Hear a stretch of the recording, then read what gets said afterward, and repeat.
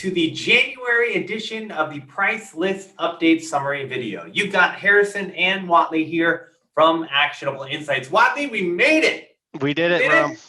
We made it. We got We just ground through this year. Just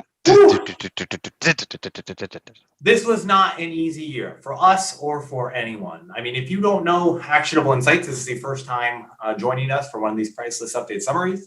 Actionable Insights is a 501c6 nonprofit. That's a trade association, a steward of the restoration ecosystem. And everything we do, including these Price List Update Summary videos, are all thanks to those investing and becoming a subscriber at getinsights.org.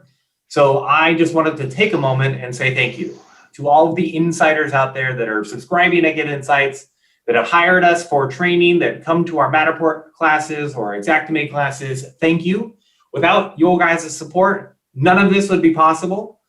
So if you are watching for the first time and you'd like to learn more with us, if you learned things in this video and the other videos we put out there, check out getinsights.org. Consider becoming an insider. Your membership goes towards putting these resources together. So thank you to all of you that supported throughout 2020, that continue to support into 2021.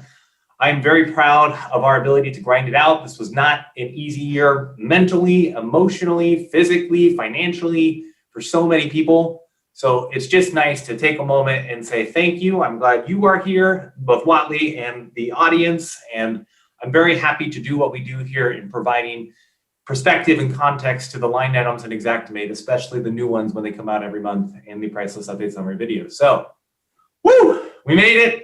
It feels good, and I'm excited to continue to do what I love here.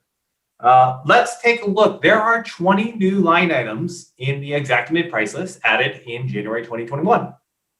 Let's start at the top here. This is one that we've had requests on the line item request form for quite some time. It's one that you and I have noted was missing for a while, and in our price list collaboration meetings with the Xactware pricing department have been able to have good conversations about this kind of line item. And finally, here it is, baseboard corner block, and you've got stain grade and hardwood options, and then you've also got complementary oversized, normal stain grade and hardwood options. What are your thoughts on these new baseboard corner block line items?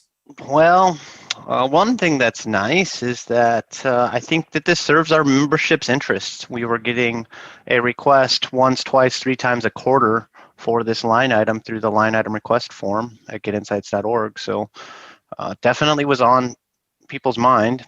And often I think users were using the reset line item that sits at the top of like a door casing, which is generally overpriced for what this corner block is. So it's one of those situations where we're like, we knew what the membership was using instead, but that wasn't particularly helpful in terms of settling claims swiftly or nobly. So this just is a good move for both restorers and for carriers, and we love line items like that. You and I actually, in preparation for this video, wanted to kind of give an example. We wanted to build in this series and do more, and kind of give an example of how this new baseboard corner block line item would be used. So why don't you talk through the average size and the overage size examples here? So you'd first have to bifurcate average size base from oversized base. And the distinction when I started out my career was at 5 inches. And at some point, I think maybe 5 years ago, they moved to 6 inches being for oversized. So anything from 6 to 10 inches in exact is going to be oversized. 6 inches or higher. Anything below 6 is going to be an average size base. And so what they did here is they added 6 new line items for this corner block, and so it ranges in size, right, as discussed, and then but it also ranges between paint grade solid wood like a pine or hardwood like a mahogany.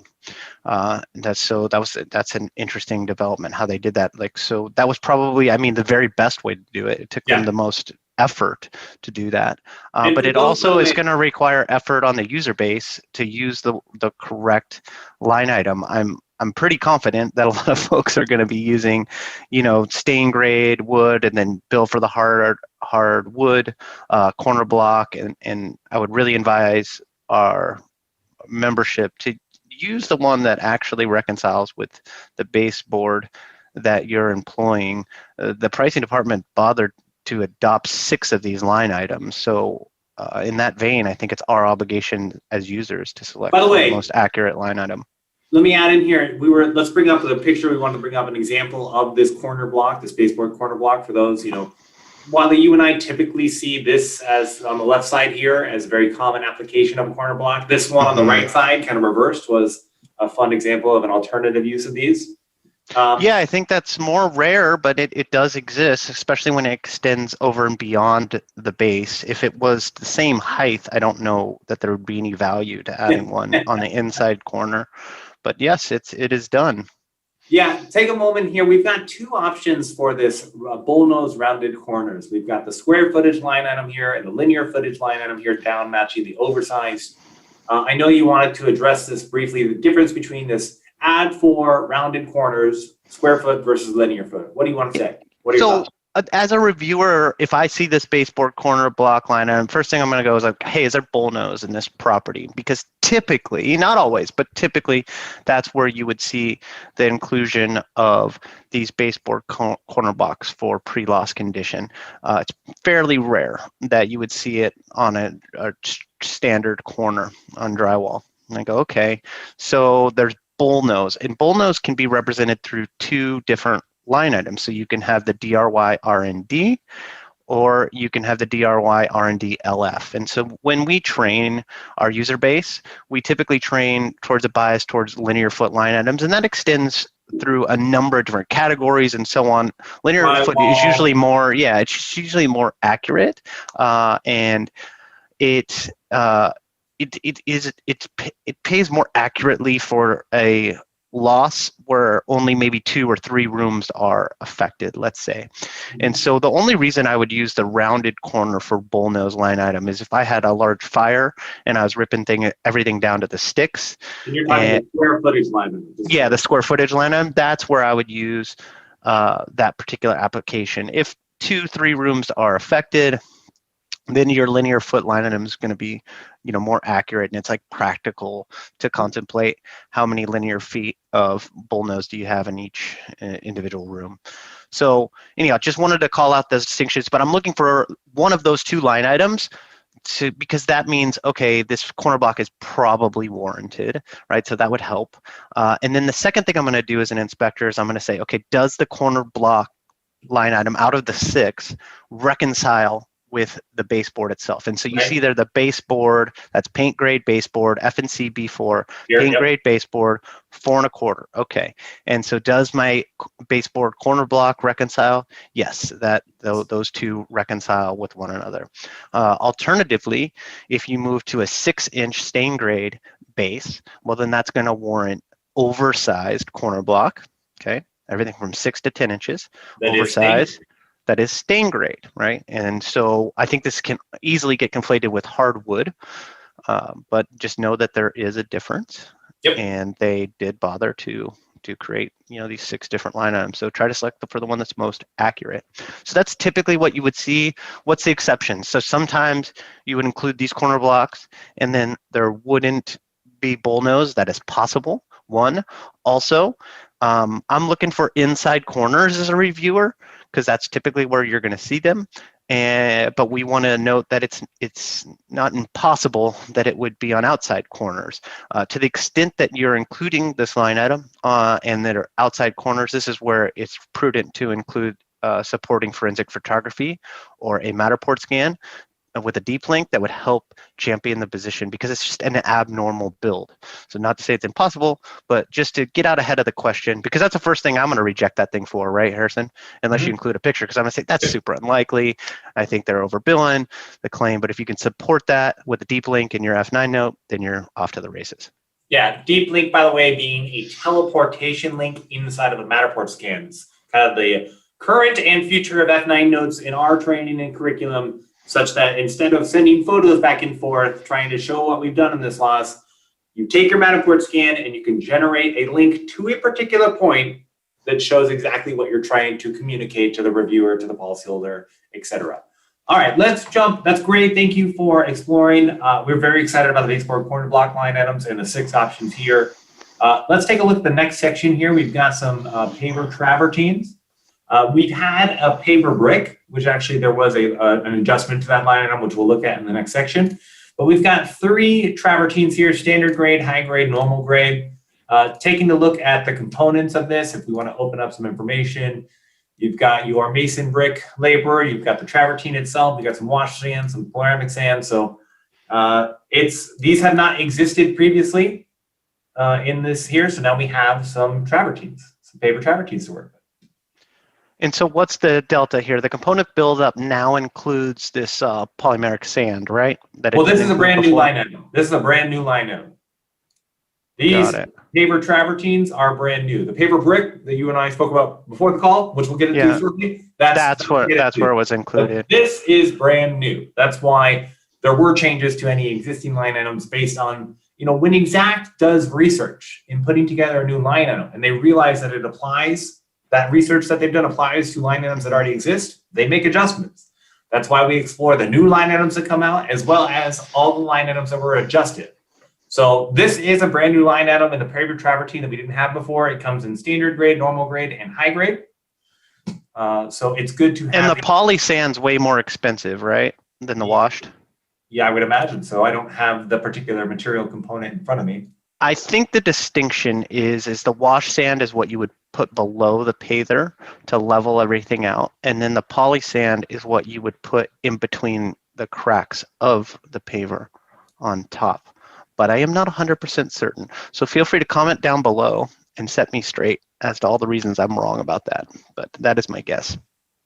There is, both of these have a supporting, both the wash sand and the polymeric sand have the same supporting event that says wash sand assumption is based on waste, due primarily to transport, handling, and spillage. So they've got similar supporting events in their application here. It's interesting that they've started to create line items for this whole back patio area quite a bit over the last couple of years. It just outside of a catastrophic fire, it can't come up a whole lot, but it's pretty impressive that they're bothering to get that deep into landscaping now. So Interesting addition.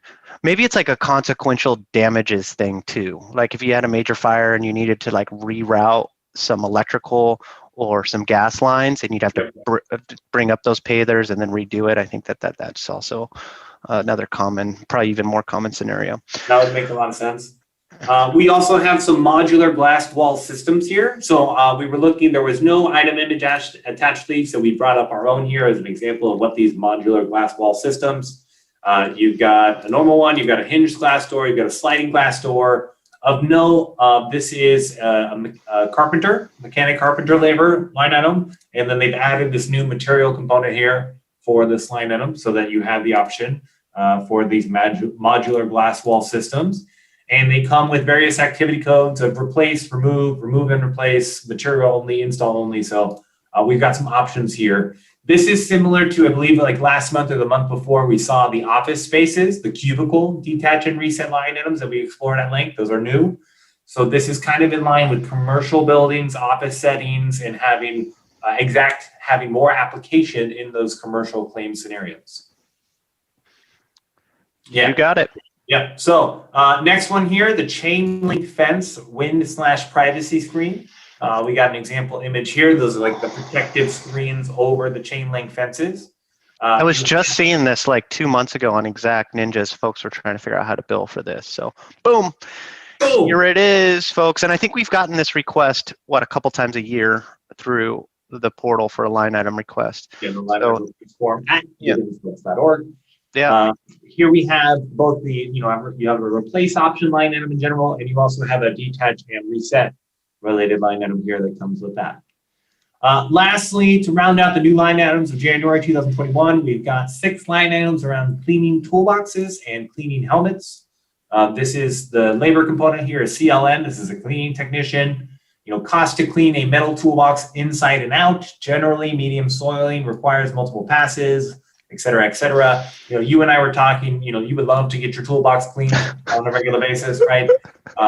We imagine this would likely be used in fire settings when tools are involved in a hazardous material environment of some kind, or, the dioxin toxins, et cetera.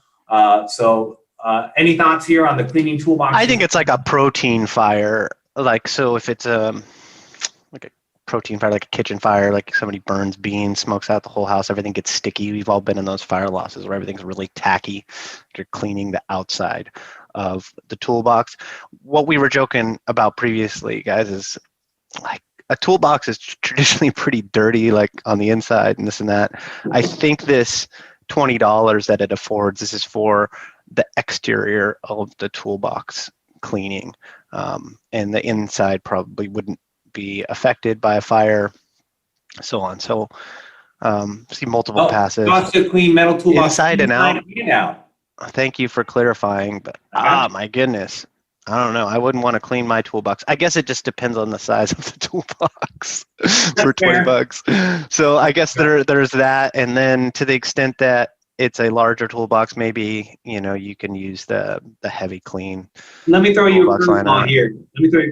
A lot of people are going to see a clean toolbox lineman, and they're going to want to throw it on every single loss because they want to, quote unquote, I got to clean my tools. What are your thoughts? How would you? Oh my goodness. That line item in general? I didn't even think about that, but boy, that's going to be some reviewer's headache in the next couple months. What a nightmare. So I would say you can follow the category code, follow the trade codes, folks, and there's no synergy with like cleaning your tools. This has come up when we flew out to Indy 6 months ago, right? Cleaning of the tools in a COVID environment and so on, consequential damages. Yeah, this just isn't the way to do it, though. Yeah. This is specifically for cleaning of contents and contents professionals, in my view. If I saw somebody billing for this at the end of the day, each day, or at the end of each trade as a reviewer, I would be it would be difficult to approve that. It's just not the spirit of that line item. If you really felt that that was warranted, say, for cleaning the drywaller's tools, then include a DRY LAB for an hour, for 1 additional hour, and then get ready to tell me a great story as to why that's warranted. So 2 additional notes here. 1, this clean toolbox line item does exclude the toolbox contents. So it doesn't actually include cleaning of the tools inside. This is just the toolbox. Mm-hmm. And my interpretation of this line item, especially after discussion, is this would be primarily for, let's say, a residential policyholder's toolbox in their garage that you are not going to replace, but you are going to clean the toolbox inside and out. This is not necessarily for a restoration professional contractor to clean their own toolboxes on every loss. So it's primarily designed for the contents of a policyholder. If they had a toolbox that was affected in a loss, this would provide you the opportunity to get reimbursed as a contractor for cleaning it inside and out. As a guy who owns a contents business specializing in private client white glove pack outs here in California. Yes, you. All these line items for the contents and cleaning of contents, like it's becoming, there's so many. I'm just wondering, I'm just dubious about the merits of it. Because, like, do you include the cleaning for a socket and then a socket wrench as a separate one, and then a Phillips head screwdriver versus a flathead screwdriver? Like, how far down the rabbit hole are we going to go, I wonder? And then to get that accurate and then to justify it with forensic photography or otherwise becomes its own animal. And I'm just dubious about like how granular we should go with these contents line items. Like in many cases, emergency packout code, they just bill for the hours required to do whatever that scope of work is. Because by the time that you communicate from the field to the office in the estimator to like justify all this, put it together, compile it, submit it to the carrier to improve it, you could end up with $11 of administration on both sides of the claim for wiping down a screwdriver if you're not careful. Like we always have to keep in mind as reviewers, if you're a TPA, TPAs have a big responsibility here. Like, how should we bill for contents?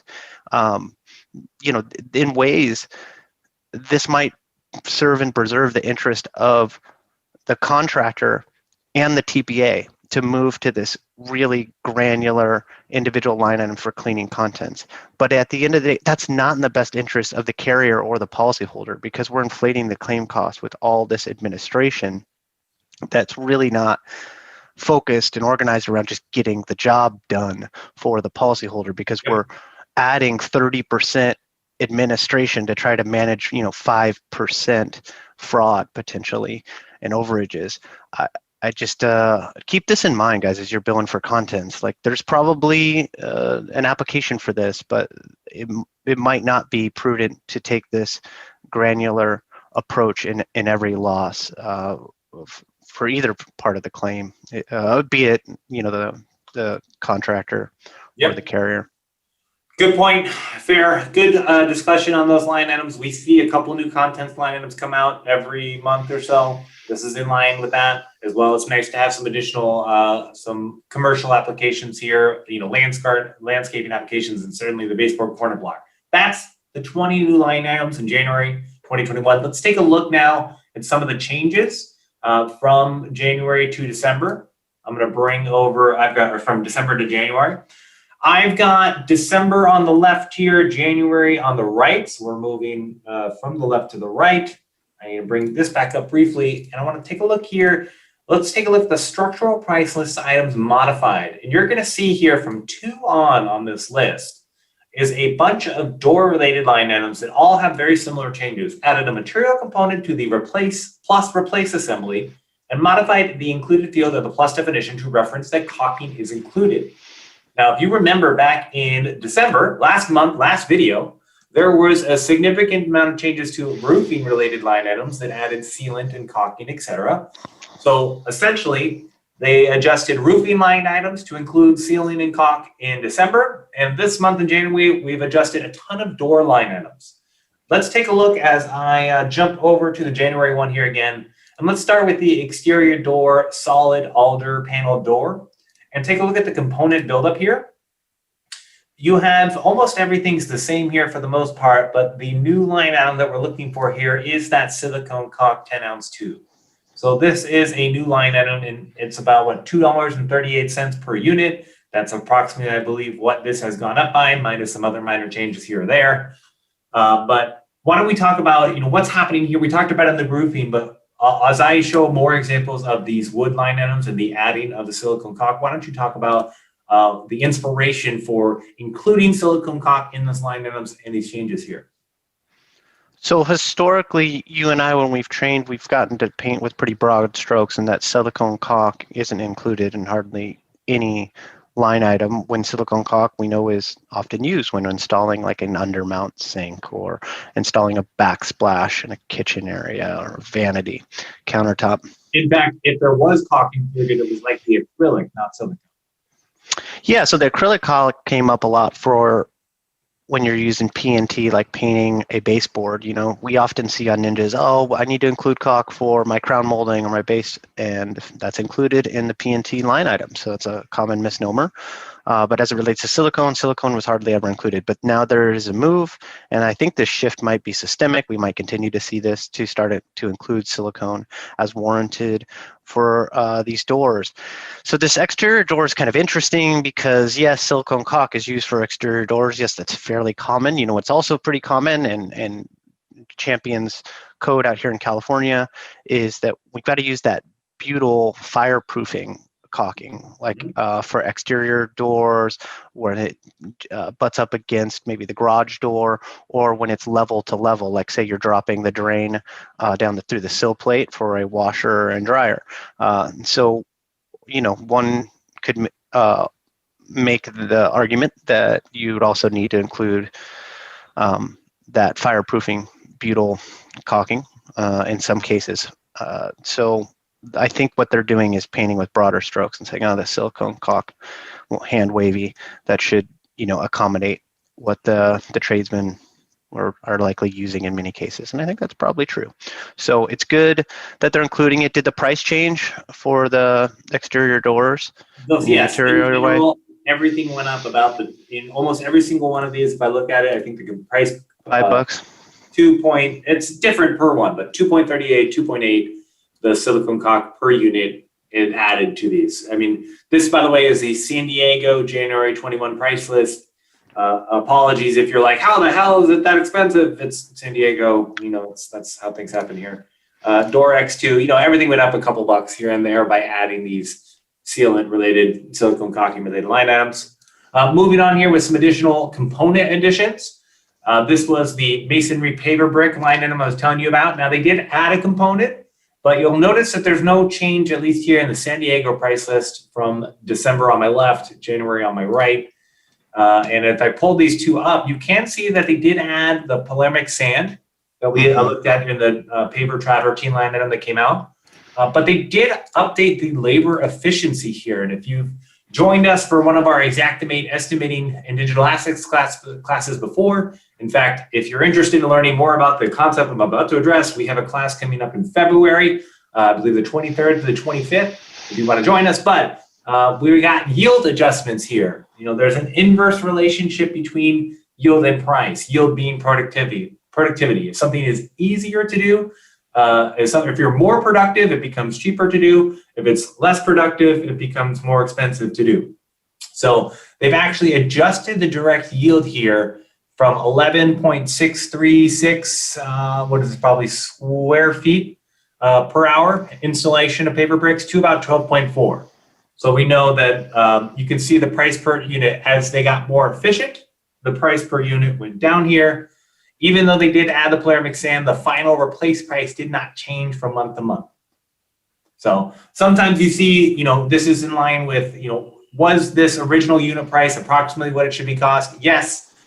And then they'll add the proper components and make adjustments to a line item to ensure that it reflects a regional pricing in that area.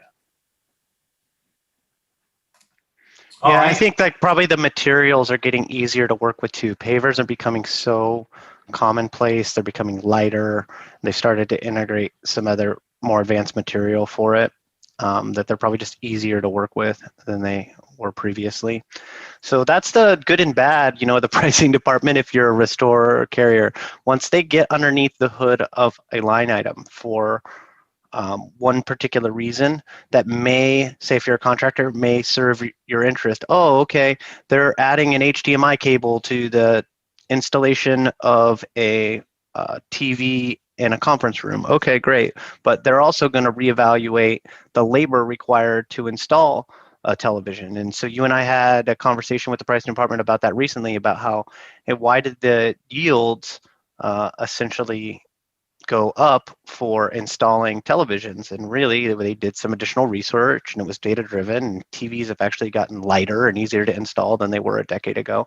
And so there was some changes that really did similar things to what they did here to the paver, is that some things were going up in price, you know, that were contractor centric, but then leveled out by a reevaluation of the labor yields for the same activity.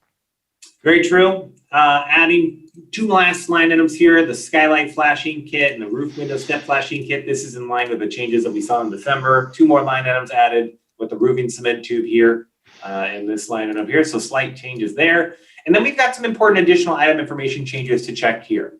I'm actually going to start with this WTR line item code. Sink undermount detach. This is one of our babies, one of our favorite line items.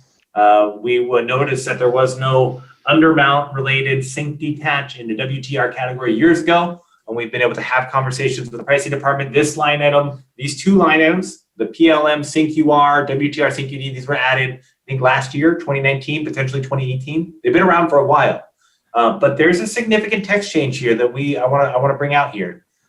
First off, I am going to make some adjustments here so I can jump to the item image sections of these. Good old X1 shaping up here. Let's jump over here. All right. So first off, I want to take a look at this. This was on the left side, I've got December. It used to be labor cost to detach undermount sink and faucet. And we've been training to that for years. And they've now updated to say labor cost to detach undermount sink and P-trap and store on site. So those that have been using this undermount sink detached line item in the WTR code or the reset in the PLM have not been charging for the faucets separately because they were included explicitly as part of this line item. But it looks to be that that was erroneous, and that the exact pricing department had took a look at it and said, you know what, that wasn't meant to be the faucet, that was actually the P-trap that was included in that line item, which makes sense. You're talking about an undermount sink, you're talking about going underneath the sink, and you're gonna be looking at the P-trap, not going on top of the sink and the faucet. So you actually have two separate line items for that there. What are your thoughts on these two line items in this change? Oh, so many thoughts. Okay, so faucets would not traditionally be connected to an undermount sink. That would only be an overmount sink where that would be included. And so the age of the price list is expressed here because they probably borrowed more or less the F9 note from detaching a regular overmount sink, which can often include a faucet because it penetrates through the sink. And that's not always the case, but for an overmount sink, that's a lot of times what you see. So that was probably just held over onto undermount. And then somebody brought it to their attention, like, hey, this doesn't make a ton of sense. And there has been a lot of back and forth, and I've been part of a lot of back and forth for years now about whether the P-trap is not included and included.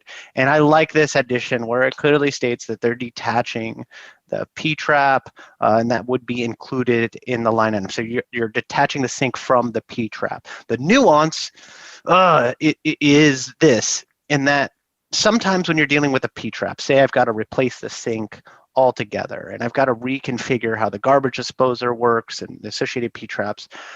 I've been underneath sinks dealing with P-traps that have been glued together with ABS cement, and you can't move it in certain angles because those angles are maybe cemented in there and are not just compression fitting. And so you have to replace the whole P-trap when you do like a new sink, which is fairly common when you're, say, working in a kitchen. And so it doesn't clearly state here, is this detaching of the P-trap from the wall, right, from the rough-in assembly, or is it just detaching the P-trap from the sink assembly? And I think that's what it's implying. So it's a step in the right direction, but there will still be a back and forth here for some time. I think that this notion, they need to consider the overmount sink line items, Harrison, and try to clarify that on the mitigation and repair side of the house, because there's still a bunch of back and forth impasses that are emerging around whether the P-trap is included in the detach or not. Same thing goes to the repair side. So you got to unpack that eventually. I will add that to our Ask Exact for the price list collaboration meeting coming up. So I'll make a note of that. But it's helpful, man. I mean, they're getting there, and this undermount sink line items, they were excellent in that they were really wacky to bill for before the adoption of those line items. So we're moving in the right direction, but definitely still going to be some confusion around that. So beautiful, good changes there. P-trap and undermount sinks. Nice to see that those line items were updated. We've got 3 line items here with some kind of specialty drying equipment: WTR, HTAM-B, HTBL, HTX. And there's this is one of the changes we talk about every month whenever they happen here. On the right side, I've got the January line items, and I'll show you the change here. Let's just take a look at the HTAM-B for a moment, and you'll see that the note has been updated here that says, this type of equipment may not be available or used in every market. As such, the pricing for this item may be based on limited pricing information. Xactware recommends comparing published pricing with local costs and making adjustments if necessary. AKA, we think it's about this price, but we're not quite sure. So you need to verify locally and adjust as warranted. This is Vera saying we're not update as warranted. And Whatley, you know what screams update as warranted? When I look at these prices of these 3 line items, it's 71.00, 40.00, 329.00. And you and I know that on the back, if you see a line item that is .00, like $3 even or $7 even, likely what that means is that the line item price is still settling. It's not exact, almost every single one of these line items we're looking at here has a .68, .05, something something. And so we're seeing here that these 3 specialty drying line items, Exact saying this equipment isn't used everywhere. It's not possible to get, really great pricing information on this line item everywhere. Here is the best approximate guess, and then please make adjustments if warranted.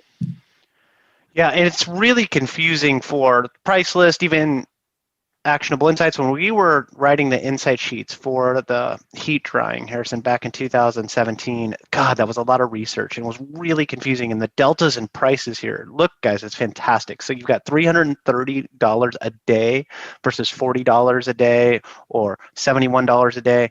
This is hugely different. And there are so many line items for the heat drying that, given just the description alone, it's really easy to conflate one another. I just did it on Exact Ninjas, erroneously, somebody asked about heat drying, and it was one of Ken's like heat exchangers that he attaches onto an air mover. And I presented one that was like for the ELE drying piece of equipment. And then I was like, no, wait a minute. I think we have an inside sheet that has one for Ken's that's cheaper. And I had to go back and make the adjustment. And the line items are very similar. I think it's HTAM, HTAM. Yeah. Right. Yeah. So without the B. So HTAM. Anyhow, like I wrote the darn inside sheet with you, and I went and I put it out there, and then I was like, oh, and I had to go back and double check myself, and I was incorrect, so I changed it before anybody noticed, and now here I am telling everybody. But the point is that, first of all, like just getting the right line item for the heat drying is super hard, so make sure you're looking at the additional item information and you're reconciling it. And if you're the pricing department, it's like mission impossible, because you have some pieces of equipment that are super expensive to purchase and some that are like way cheaper. I see that like with hydroxyls, right? Like the one hydroxyl piece of equipment is like known to be really good and really expensive, and then there's another piece of hydroxyl equipment maybe not so great, and it's maybe a tenth of the price. So if you're the pricing department, really complicated, because have empathy for the pricing department here. They're never going to create a line item that says we're going to bill for the dry, and then this one is going to be for the Phoenix air mover. Like they're not going to call it out by brand. So then how do you assign a price to it when you can buy a B air mover from Home Depot for $39, and then the Velo from Dry-Ease is what, $325? It's like an order of magnitude difference in price. So what do you do if you're the pricing department? Well, I suppose you include some F9 notes that start to illustrate the fact that, hey, best efforts were made here to develop a baseline, but users, are encouraged to be able to deviate where possible. And again, the takeaway is, if you're, part of the program, like program work isn't going anywhere. And it's only going to probably become a bigger part of all of our lives, no matter where you sit in the property insurance ecosystem. So when you're a reviewer at a TPA and you have a line item and there's only a collection of maybe 50 line items that actually say this, where, hey, we made best efforts, but please provide space for the users to deviate in price. This is where, as a claims examiner, I think you've got to be more flexible if a contractor is making some adjustments to this. But I would love to see contractors do what you and I train to, which is don't just always adjust the price within the same estimate. If you want to go through and adjustimate the, well, go ahead. I'd say you cut out for a moment, so I don't know if we actually caught what you said. I don't know if it was your internet going down or mine. So Go ahead and repeat that. Don't just adjust price up. So what you and I train to is don't just always adjust the price up lazily, like within the same estimate. If I'm a reviewer and I see that someone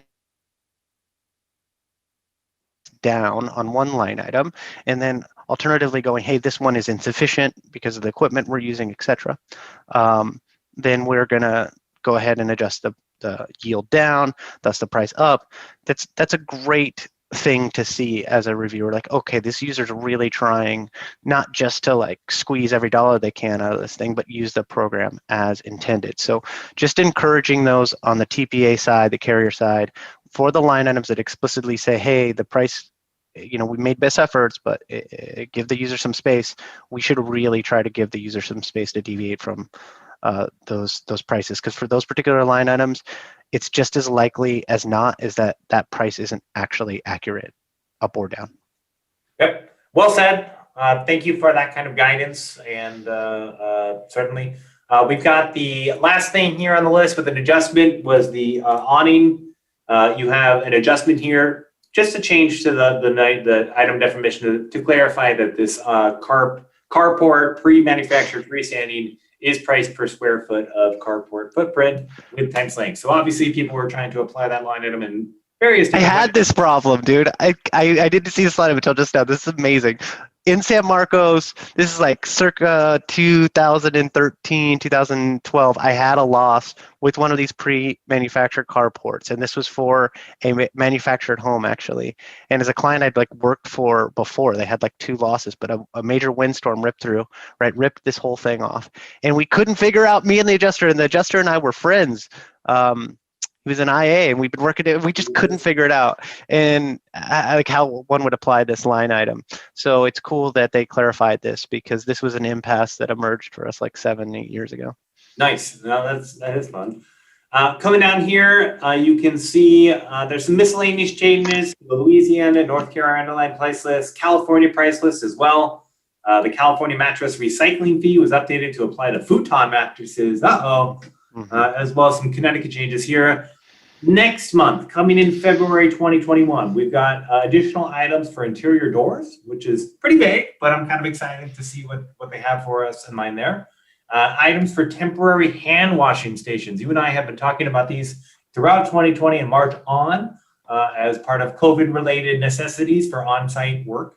And then additional items for the 24-gauge agricultural metal roofing panels. Additionally, next month is the Elevate conference, which is going to be all online. You and I love flying to Elevate every year, and I'm certain somebody on here is watching where I've been able to say hi or hit the mountain with you, or we've always gone to the Elevate conference every year with Darius as Xact certified trainers. We love meeting with them and getting to know our fellow trainers and seeing what the Verisk family and Xactware is releasing in the various products. So while we will not be attending in person, nobody will, I'm very excited to see what changes are coming up there, as well as the releases and additions in the February 2021 price list. Anything else you want to say, Whatley, before we wrap up this call? Yeah, I think that I would carve out some time to attend that conference. I've seen the list of speakers. There's some really interesting folks. And I think from, if you're just an average attendee, it took me a decade to be able to develop relationships such that I can go and talk to the speaker and connect with them. And there's 1 degree of Kevin Bacon's separation and so on. But if you don't necessarily have that LinkedIn breadth in the industry, what's cool about Verisk Elevate is you're probably going to be able to connect with a lot of these speakers more directly, because I know the marketing department of Verisk is doing good work to try to create a conversation between those attendees and those speakers. And so it might be a cool way for you to actually just connect with a lot of these thought leaders that are making stuff happen in a way that wasn't otherwise that easy or feasible in years past. So look at this as an opportunity to actually make connections that you wouldn't otherwise be able to make in a more traditional setting. Yeah, it's looking like February 9th and 10th. It's completely free to register, and it'll be all online virtual interactive event. So hopefully, while you and I may even throw together a little side Zoom meeting at some point for the insiders to hang out as if we would at a table during lunch. During the Elevate conference, it's been something I've been thinking about, putting an hour-long Zoom meeting out there, either after one of these speaker events and whatnot. So look out for that. Look out for the social media. The other thing I want to throw out there, for those that have taken the AI Matterport certification course, big things are coming. I have been grinding as hard as I can, and I've got really exciting announcements coming. But for now, I got to leave you in the dark. Just know that big things are coming with the Matterport certification course that we put out there. I'm very excited. The continuing education course is almost done and out there. So all good things, Whatley. We're here. 2021 has arrived. And you and I have got 12 months ahead of us of hard work and a lot of fun. And I'm looking forward to, that fulfilling work that we do along the way. If you've learned something on this call, in this recording, if you've got questions about the line items that came out in January 2021, comments below. This video will be on Facebook, YouTube, as well as our website, getinsights.org. That's the best place to watch it, by the way, getinsights.org, where you can actually look down below, and all of the new line items will be hyperlinked so that you can click on them and see us talk about that particular line item. So until February, good luck out there. Stay safe, stay happy. Happy New Year. I hope you had a good time in the holidays, and we'll be in touch real soon. We'll see you next month.